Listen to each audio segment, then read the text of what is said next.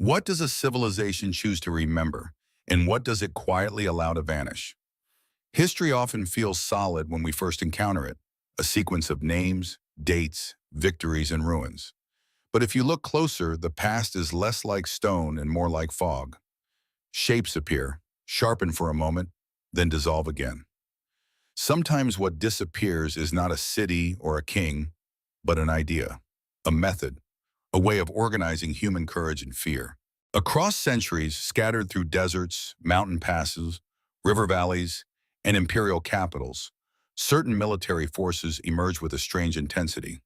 They were not merely strong, they were unusually disciplined, unusually adaptive, and in some cases so refined that they seemed to belong to a later age. They appear in fragments of testimony, in graves opened by archaeologists, in carvings on stone, in the uneasy admiration of their enemies. Then, just as suddenly, they are gone. This is not a story about conquest alone. It is a story about human invention under pressure, about the lengths societies will go to protect power and the speed with which they forget the tools that once defined them. Again and again, we find examples of armies that felt almost impossible for their time. Units bound by love, by ritual, by iron discipline, by secrecy, by loyalty stronger than blood. They changed battles. Some changed empires. Yet their knowledge rarely traveled forward in any complete form. That is the haunting question beneath the surface. Were these forces too specialized to survive the worlds that created them? Too dangerous to preserve? Or does history itself prefer a simpler narrative, one where progress unfolds neatly instead of in sudden flashes that are later buried? To follow these vanished armies is to enter a quieter kind of mystery, not the mystery of legend, but of absence. And sometimes absence tells us more than glory ever could. What makes a fighting force unforgettable? Sometimes it is not sheer size, but the precision of its purpose. Imagine the first light of dawn touching bronze helmets in a narrow valley. The air still cold, the earth quiet except for the muted sound of men adjusting shields and leather straps. Before the battle begins, there is always a fragile moment when discipline matters more than noise. In that silence, the character of an army is revealed. The forces we remember tend to leave behind a dramatic image, a formation that does not break, a cavalry charge that arrives like weather. Warriors trained from childhood until instinct replaces hesitation. Yet behind every famous army stood a society making difficult choices about order, sacrifice, and belief. These soldiers did not emerge from nowhere. They were built slowly through hunger, ritual, taxation, fear, and ambition. Their strength was never only physical, it was cultural, political, sometimes almost spiritual. And still, even the most formidable military systems were temporary answers to temporary conditions. A unit designed for one terrain failed in another. A code of loyalty that once held an empire together could collapse when wealth shifted, when rulers changed, when trade routes moved, or when new technologies turned old genius into elegant obsolescence. The world is full of examples where excellence did not guarantee permanence. In fact, excellence sometimes made an army more fragile because it depended on a rare balance that history could not sustain for long. This is where the story truly begins. Not with a single battlefield, but with a pattern. Again and again, humanity created martial institutions of astonishing sophistication, then watched them fade into fragments. Their disappearance was rarely marked by one final trumpet. More often, it happened gradually, in paperwork, in reforms, in migration, in memory thinning from testimony into myth. So when we look back at these lost forces, we are not only asking how they fought, we are asking something more intimate. How does a society lose the very thing it once trusted to defend its future? It began, as many turning points do, with geography. A narrow pass, a dry plain, a river that could be crossed only in certain seasons. Long before modern states learned to industrialize warfare, ancient societies understood something just as important. Terrain could shape the human body into a weapon. The land demanded a response, and certain armies became that response with extraordinary clarity. Picture a line of soldiers moving across a sun-struck landscape where every breath carries dust. Their shields are not only protection, but architecture. each one part of a larger design. They have trained to hold formation when instinct begs them to run, to trust the person beside them more than their own fear. In such moments, battle becomes less an explosion of chaos than a test of collective memory. The body remembers what the mind can barely endure. Some of history's most formidable forces were defined by this deep bond between environment and discipline. Mountain fighters learned patience, stealth, and sudden violence. Horse armies from open grasslands moved with the speed of rumor, appearing at horizons where settled kingdoms felt safest. Infantry from crowded city-states turned cooperation into survival, building systems in which no single warrior mattered as much as the line itself. Each method reflected a way of seeing the world. Each army carried inside it the logic of its civilization. But the very conditions that created these forces also limited them. When climates shifted, borders expanded, enemies adapted, or rulers demanded new forms of control, what once seemed permanent began to crack. A legendary formation could become a relic in a generation. The same discipline that made an army powerful could make it inflexible. The same customs that forged loyalty could prevent renewal. This is one of history's quieter paradoxes. Human beings create institutions to resist uncertainty, yet those institutions are born from a particular moment and rarely escape it. The armies we call elite were often masterpieces of timing as much as training. And perhaps that is why they still move us. They remind us that greatness is never abstract. It is shaped by place, by pressure, by the brief alignment of need and imagination. When that alignment passes, even the strongest order can begin to drift towards silence. What if the most powerful weapon in history was trust? Not trust as sentiment, but as structure. The kind built through repetition, hardship, and the quiet certainty that the person beside you will not break when the world does. Many of the most feared armies of the ancient and medieval world did not terrify their enemies because they were larger. They did so because they moved as if guided by a single will. Imagine a formation advancing through the noise of battle without losing its shape. Arrows fall, horses scream, dust rises so thick it blurs the sun, and still the line holds. To an enemy watching from across the field, that steadiness could feel almost unnatural. It suggested something more than courage. It suggested a system stronger than panic, a discipline that had turned ordinary men into parts of something almost mechanical. That transformation always came at a cost. Elite armies were rarely spontaneous creations. They were cultivated through severe training, social pressure, myth, and reward.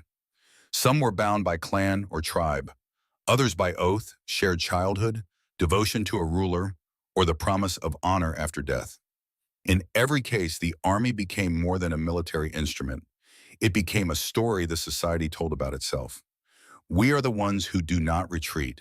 We are the shield. We are the edge between order and collapse. Yet stories, however powerful, are vulnerable. The same bonds that create unity can harden into ritual. The same ideals that inspire sacrifice can become brittle when reality changes. Once an army's reputation becomes part of national identity, reform grows difficult. Leaders begin protecting the image rather than renewing the institution beneath it.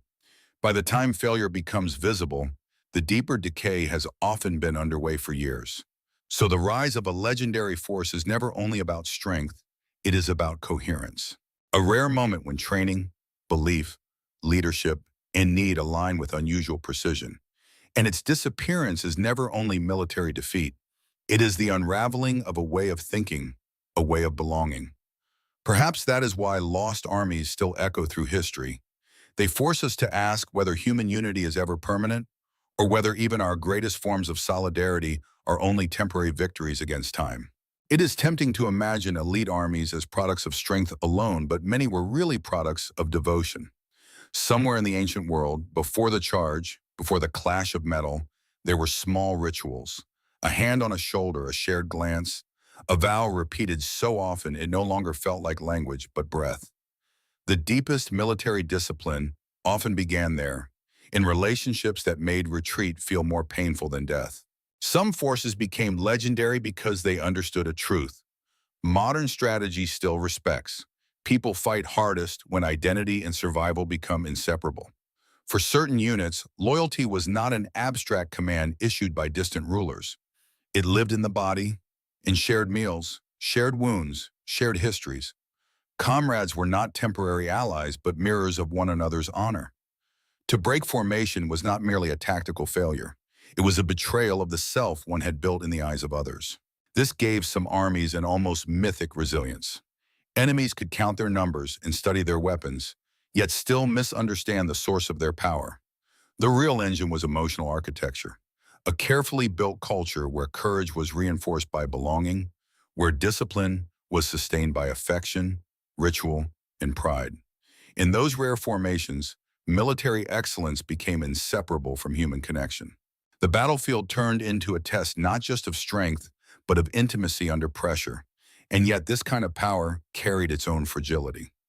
Bonds strong enough to produce extraordinary valor were often difficult to scale, difficult to replace, and nearly impossible to preserve once the surrounding culture shifted. When political systems changed or rulers sought more efficient models of war, these tightly woven units could vanish with startling speed. What had once seemed eternal was revealed to depend on customs too delicate for empire, too human for bureaucracy. There is something deeply moving in that realization. Some of history's most feared armies may have rested not on cruelty or spectacle, but on forms of closeness the modern world rarely knows how to name. Their disappearance reminds us that institutions are not only built from laws and weapons, they are built from relationships, and perhaps that is the most unsettling lesson so far. The forces that once shook kingdoms may have drawn their strength from the same thing that makes any life meaningful: the need to belong to one another. Some armies were forged not in freedom, but in obedience so complete it seemed to erase the individual. Picture a training ground at the edge of an empire. The morning air is sharp. Orders arrive without ornament. Young recruits learn to march before they learn to question, to endure before they are allowed to belong. Over time, repetition becomes identity. The state enters the body through rhythm, routine, and fear. To modernize, this kind of military perfection can feel unsettling. We admire the discipline, yet we sense the cost beneath it. Elite forces built on absolute control often achieved astonishing results. They could mobilize quickly, maintain order under impossible pressure, and project authority far beyond their numbers. In battle, they seemed almost immune to hesitation. Their precision gave rulers confidence and enemies dread. But such armies were not only instruments of defense, they were mirrors of political ambition. Again and again in history, powerful states created soldiers who embodied central authority itself. Their uniforms, drills, and hierarchy announced a simple message: order had taken human form. These forces could stabilize vast territories, protect trade, and impose coherence on fractured worlds. Yet the very qualities that made them formidable also tied them to the fate of the regimes they served. When courts decayed, succession faltered, or corruption seeped into the ranks, the army's brilliance could dim from within long before defeat arrived from outside. That internal erosion is easy to miss in hindsight. We remember the spectacle of strength, not the slow weakening of purpose. Privilege replaces rigor. Ceremony expands while readiness contracts. A force once feared for discipline becomes known for prestige. By the time reform is attempted, the institution may already be carrying too much memory and too little renewal. There is a sadness in this pattern because it reveals how easily human excellence can be captured by power. Discipline can protect a society, but it can also become a language of control that forgets the people it was meant to serve. And when such armies disappear, what vanishes is not only military capacity, it is an entire model of order with all its beauty and danger intertwined. So we are left with a difficult question. When a society builds strength through obedience, is it creating security or only postponing a deeper kind of fragility? Not all great armies announced themselves with spectacle. Some arrived almost silently, carried by weather, distance, and the patience of people who understood movement better than monuments. Imagine riders emerging at the edge of a vast grassland, their silhouettes wavering in heat or snow, appearing first as rumor and then as consequence. To settled empires, they could seem unreal, less like an army than a force of nature given human intention. The genius of such forces was not only speed, though speed mattered. It was flexibility. Mobility allowed them to refuse the logic of their enemies. They did not always fight where expected or when expected, or in the manner tradition demanded. They could scatter and return, vanish and surround, adapt to rivers, plains, and frontiers that heavier armies treated as obstacles. Their strength came from a relationship with landscapes so intimate that distance itself became a weapon. For the kingdoms and empires they confronted, this was deeply unsettling. Walls protected cities, but not always supply lines. Heavy infantry could dominate a field, but not easily pursue an enemy who treated the horizon as home. Administrators could record taxes, train garrisons, and build roads, yet still struggle against opponents whose power lay in motion, memory, and decentralized resilience. These were armies shaped by open space, by herding routes, by generational skill passed from hand to hand rather than fixed in archives. And yet even this brilliance carried its own impermanence. Forces built on mobility often depended on ecological balance, social cohesion, and ways of life vulnerable to state expansion, climate change, and cultural absorption. Once incorporated into empires or pressured into new economic systems, their advantages could begin to fade. What had once been a fluid martial culture might harden into ceremony or disappear into the armies of others, leaving only traces of its original logic behind. There is something profoundly human in that transformation. The world tends to reward what it can count, map, and govern. But some of history's most extraordinary military achievements belong to people whose strength was inseparable from movement itself. So perhaps the real mystery is not why they frighten the world, but why settled civilizations so often forget the intelligence of those who live beyond their walls. What happens when warfare becomes a kind of craft? Not brute force, not raw bravery alone, but a disciplined artistry refined across generations. Somewhere in history, in workshops lit by fire and in barracks worn smooth by routine, certain armies learned to treat battle as a system of details. The cut of a blade, the balance of armor, the timing of a maneuver, the exact distance between one soldier and the next. In those details, survival became design. These forces were often terrifying, not because they were mysterious, but because they were meticulous. Their commanders studied logistics as carefully as tactics. Their armorers understood that a well-made weapon could alter morale before it ever struck.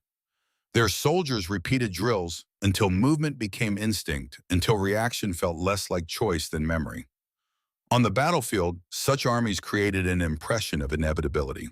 They seemed prepared not only for conflict, but for the countless hidden variables within it. There is a quiet beauty in that level of preparation. It reflects a belief that disorder can be answered by precision, that fear can be managed through method. Many of the world's most formidable fighting forces were, in this sense, cultural achievements as much as military ones. They depended on roads, foundries, animal training, administration, and shared knowledge. Behind every celebrated charge or unbroken line stood carpenters, scribes, smiths, and teachers. An elite army was never just a collection of fighters. It was the visible edge of an entire civilization's competence. But craftsmanship can be fragile in ways that strength is not. It requires transmission, apprenticeship, stable institutions. When invasions shattered cities, when trade networks failed, when political centers collapsed, this carefully accumulated knowledge could scatter with astonishing speed.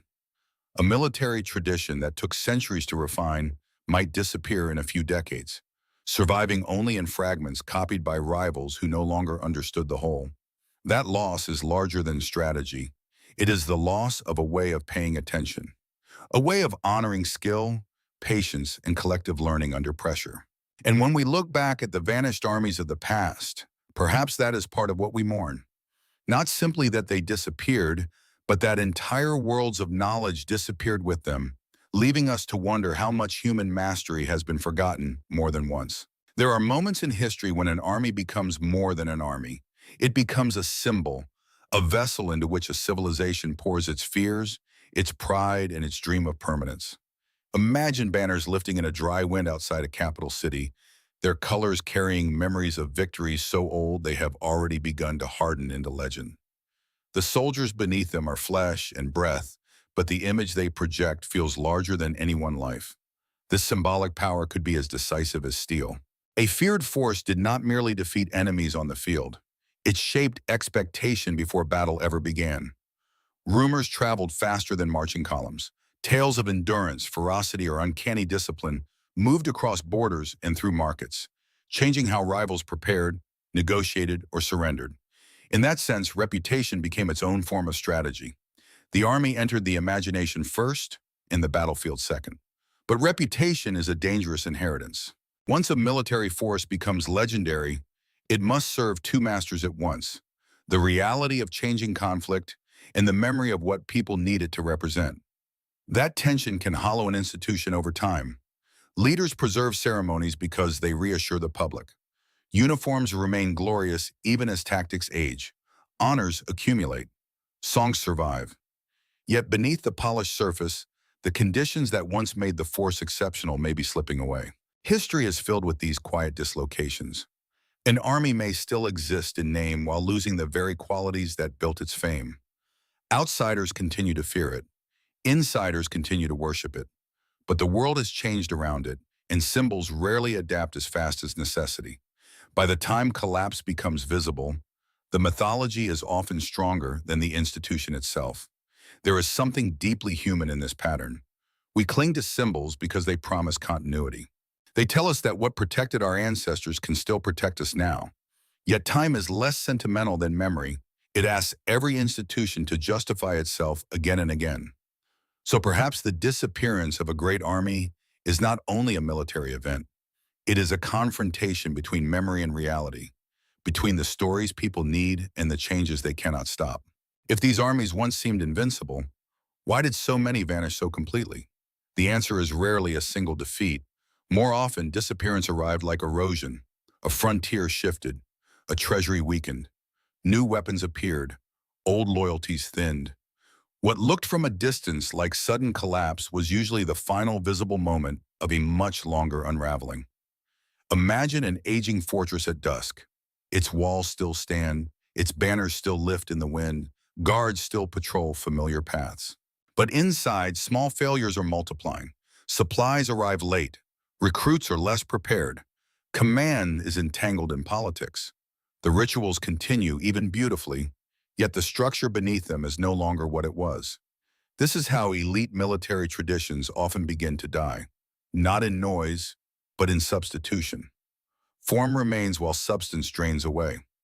Some forces were undone by success itself. Once an army helped build an empire, the state it served often changed in ways that made the original model harder to sustain. Expansion demanded administration. Wealth invited corruption. Prestige created exemption from hardship. Units once hardened by necessity became protected by status. In other cases, rivals learned quickly.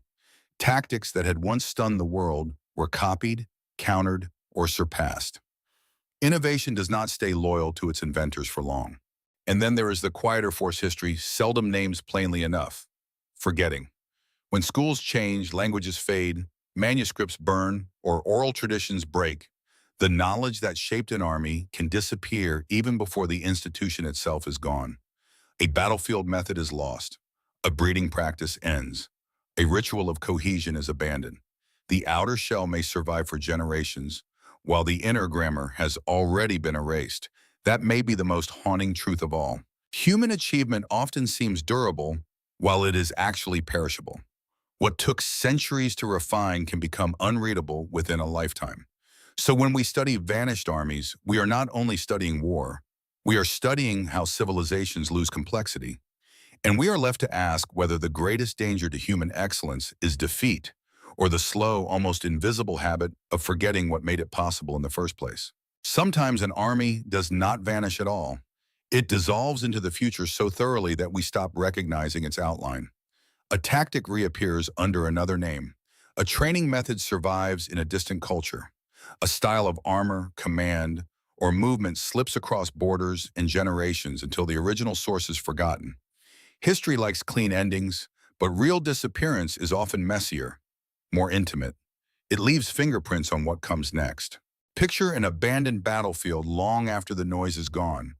Grass has returned. Weather has softened the earth. Nothing in the landscape announces what happened there, yet the consequences remain. Nearby kingdoms reorganize their defenses. New rulers study old defeats. Craftsmen imitate captured weapons. Children grow up hearing edited versions of what their parents feared. In this Wawaiki Rishui, a vanished army can continue shaping the world even after its banners have fallen and its name has dimmed. This afterlife matters because it changes how we understand loss. Not every disappearance is pure erasure. Sometimes it is transformation without acknowledgement. The qualities that once made a force extraordinary are absorbed by larger systems that outlive it. A specialized cavalry tradition becomes imperial doctrine.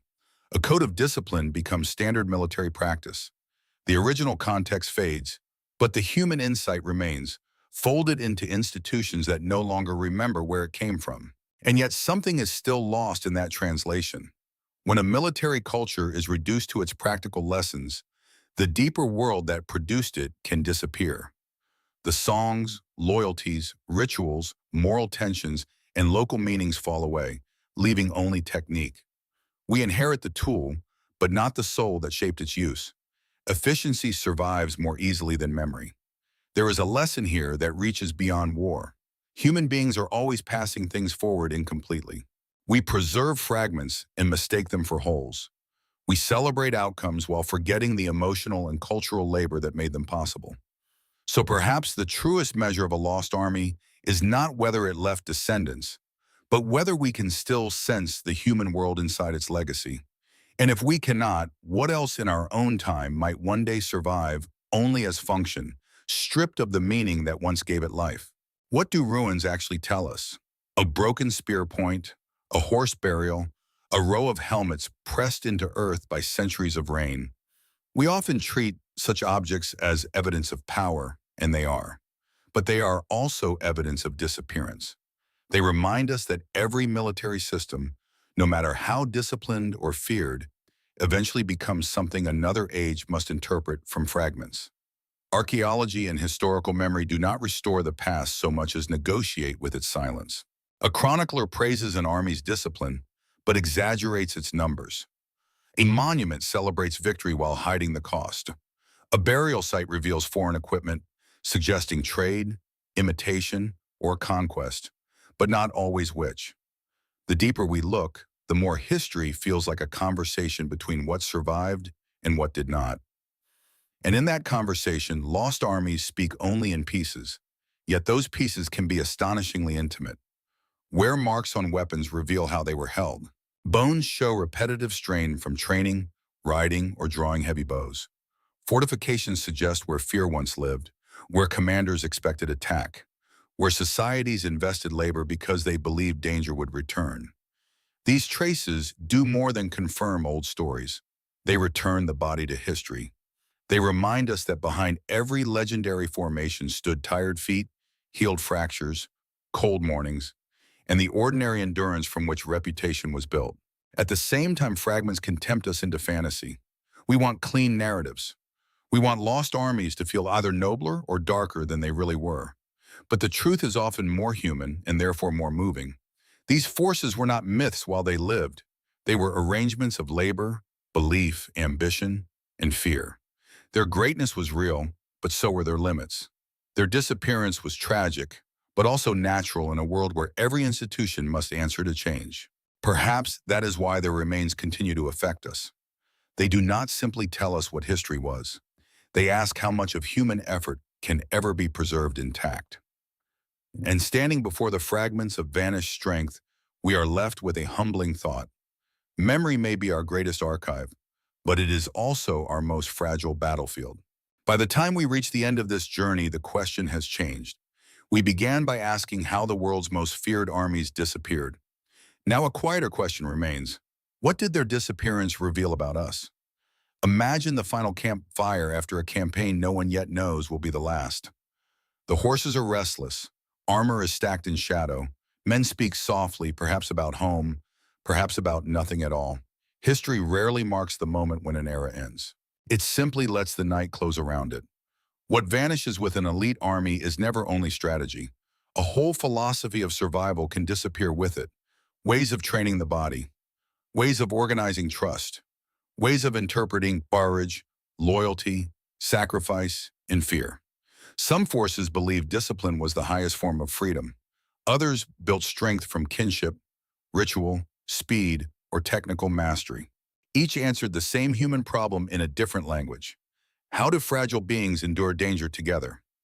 That may be why these armies continue to haunt the imagination. They are not only relics of war, they are mirrors held up to civilization itself. In them, we see how societies define excellence, how they justify violence, and how they try to make mortality feel manageable through structure and meaning. Their greatness can still impress us, but their impermanence may be the more important lesson. No institution, however brilliant, escapes time. No system of power remains untouched by change. And yet this is not a bleak conclusion. There is dignity in the fact that human beings keep trying. Across centuries, we build forms, lose them, learn from the fragments, and build again.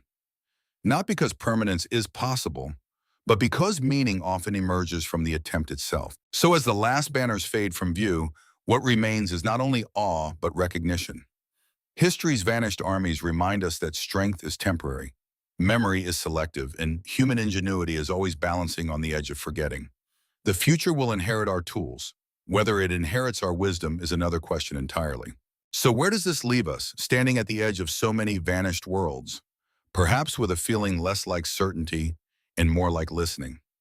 Behind the famous battles, beyond the legends polished by time, we can still sense the lives that once moved inside these armies.